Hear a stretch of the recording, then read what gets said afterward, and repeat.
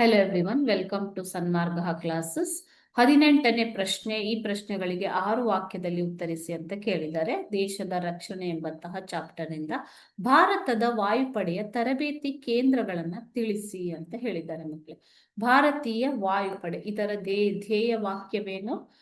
ನಭಃ ಸ್ಪರ್ಶಂ ದೀಪ್ತಂ ಅಂತಂದ್ರೆ ಆಕಾಶವನ್ನ ವೈಭವದಿಂದ ಸ್ಪರ್ಶಿಸಿ ಎನ್ನುವಂತಹ ಒಂದು ಧ್ಯೇಯ ವಾಕ್ಯದೊಂದಿಗೆ ಭಾರತದ ರಕ್ಷಣೆಯಲ್ಲಿ ಪ್ರಮುಖವಾದ ಪಾತ್ರವನ್ನು ವಹಿಸ್ತಾ ಇರುವಂತದ್ದು ನಮ್ಮ ಹೆಮ್ಮೆಯ ಭಾರತೀಯ ವಾಯುಪಡೆ ಅಲ್ವಾ.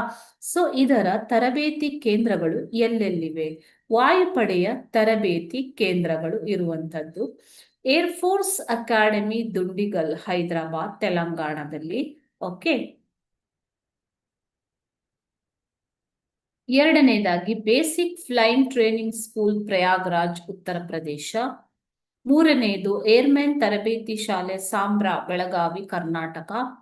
ನಾಲ್ಕನೆಯದು air force technical college, Jalahalli, Bengaluru, Karnataka.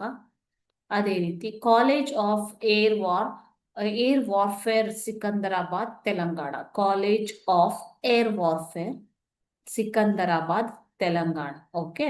So ಇವು 5 ಭಾರತದ ವಾಯುಪಡೆಯ ತರಬೇತಿ ಕೇಂದ್ರಗಳು. ಓಕೆ.